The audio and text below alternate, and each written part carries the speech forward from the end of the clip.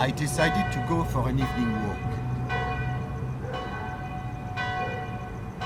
I opened the door and entered the building where my apartment is.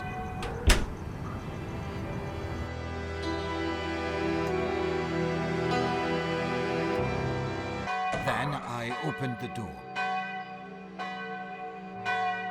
I decided to use the stairs instead of the elevator.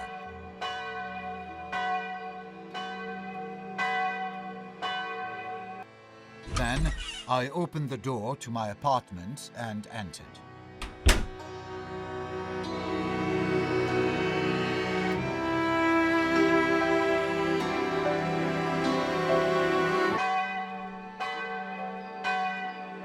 I used the stairs.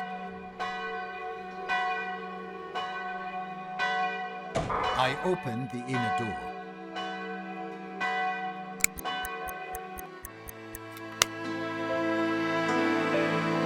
I was tired after the banquet, so I immediately went to sleep. I was even too tired to undress. Is it all you want to testify, Monsieur Eaton? Oui, Monsieur le Président. And so I close the hearing. It is time to present your positions.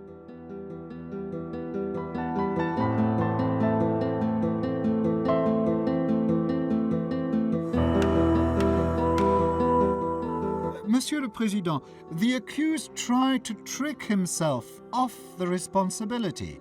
He used cunning rhetoric, trying to hide more and more of his new lies.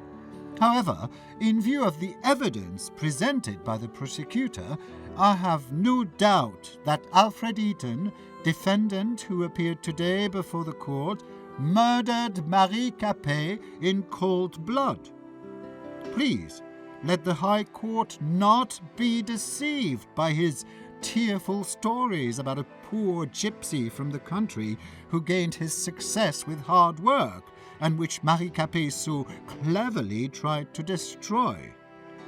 It was the accused who destroyed the life of a poor girl and her family with full premeditation. And what did that poor girl do to deserve such cruel fate?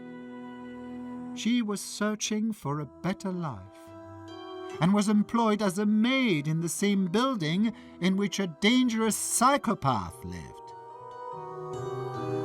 According to the prosecution, the accused is guilty, Monsieur le Président. Therefore, I apply for recognition of Alfred Eaton, defendant who appeared today before the court, guilty of all charges against him, and for imposition of the death penalty by beheading on the guillotine. Thank you. Monsieur le Président, Monsieur Prosecutor used a lot of high-flown words. However, during the preparation of indictment, he made many mistakes. As to the hotel room, my client had never rented a room in the Caucasus Hotel. The guest book was falsified, and the clerk made a false statement. As to the alleged attempt to use the torture device on the victim, my client did not intend to use his interrogation device, which the prosecutor describes as a torture machine, neither on Marie Capet nor on anyone else. It is important to emphasize the relationship of Marie Capet and my client.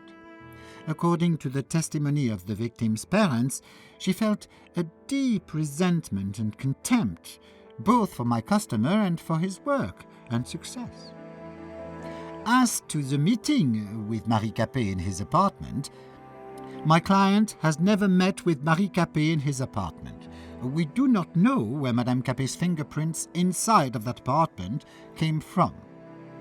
As for Alfred Eaton's weapon, please note, Monsieur le Président, that my client testified that he had not had the murder weapon on himself. The knife was in his secret workshop all that time. Everyone could have stolen it and then dropped it off.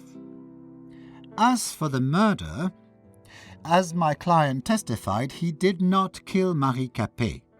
So, who did?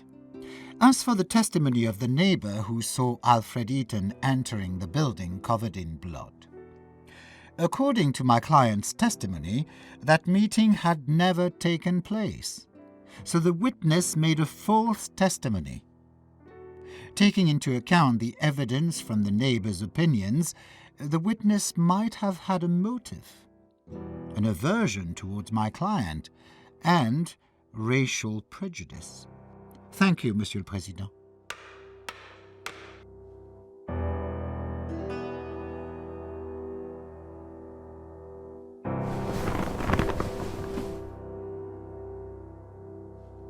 Monsieur Eaton, please hurry. The court is ready to announce the verdict.